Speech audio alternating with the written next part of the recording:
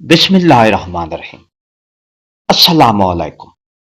سلطان محمود غزنوی نہ صرف ایک زبردست فاتح تھا بلکہ علم و ادب کا بھی بڑا قدردان تھا۔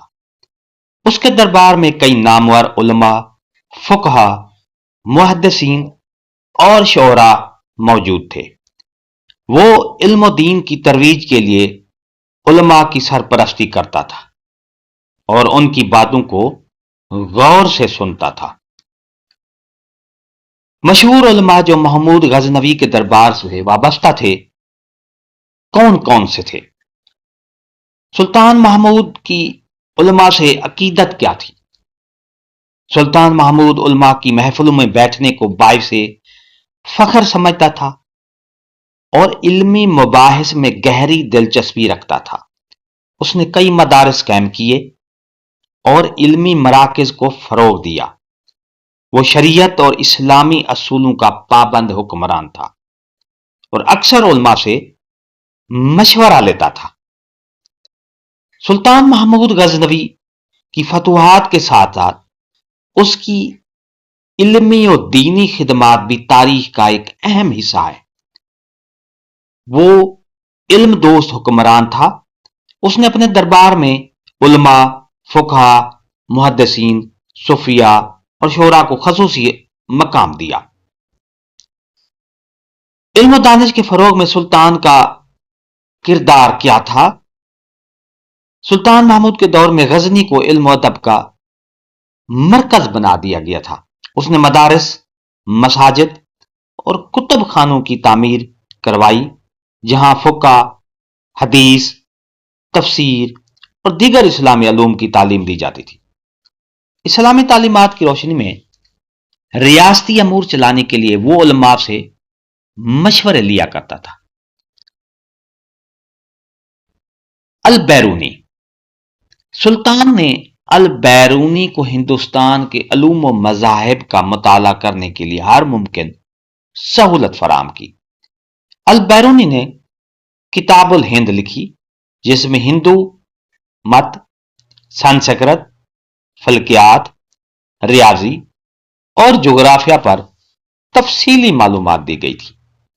محمود غزنوی کی سرپرستی میں البیرونی نے یونانی، سنسکرت اور دیگر زبانوں میں مہارت حاصل کی۔ ابو الحسن خرقانی۔ وہ ایک عظیم صوفی بزرگ تھے جنہیں سلطان محمود بہت عزت دیتا تھا۔ روایت کے مطابق ایک جنگ میں سلطان محمود نے حضرت خرقانی سے دعا لی اور کامیابی حاصل کی۔ وہ سلطان کو نصیحت کرتے کہ حکمرانی اللہ کی امانت ہے اور عدل و انصاف کو ہمیشہ قائم رکھنا چاہیے۔ الفردوسی۔ فردوسی فارسی ادب کے عظیم شاعر تھے جنہوں نے شاہ نامہ لکھی جو ایرانی تاریخ اور اساطیر پر مبنی تھی۔ سلطان محمود نے ابتدا میں ان کی سرپرستی کی لیکن بعد میں دونوں کے درمیان اختلافات پیدا ہو گئے۔ شیخ ابو سعید ابو الخیر۔ وہ ایک مشہور صوفی شاعر اور عالم تھے جن کے اقوال و تعلیمات نے اسلامی تصوف میں گہرے اثرات ڈالے۔ کہا جاتا ہے کہ سلطان محمود ان کی مجلس میں حاضر ہوتا اور ان کی روحانی نصیحتوں سے استفادہ کرتا۔ اسلامی علوم اور فقہ کی ترویج۔ سلطان محمود نے اپنے دربار میں فقہ حنفی کے علماء کو بڑی عزت دی۔ اس کے دربار میں مشہور محدثین، فقہا موجود رہتے تھے۔ اس نے کئی مساجد اور مدارس قائم کیے جہاں اسلامی علوم کو فروغ دیا جاتا تھا۔ سلطان محمود غزنوی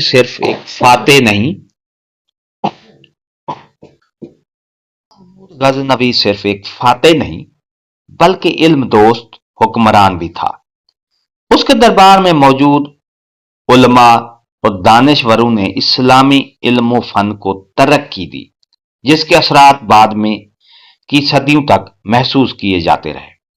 اس کی سرپرستی میں کئی علمی، دینی اور صوفیانہ تحریکیں پروان چڑھیں جنہوں نے اسلامی تہذیب و تمدن کو مزید مضبوط کیا۔ ڈیئر ناظرین، اگر آپ کو یہ ہماری ویڈیو اچھی لگی ہو تو لائک کریں، چینل کو سبسکرائب کریں اور بیل آئیکن کے بٹن کو لازمی پریس کیجیے گا۔ ملتے ہیں ایک نئی اسی طرح کی اپڈیٹ کے ساتھ۔ شکریہ، اللہ حافظ۔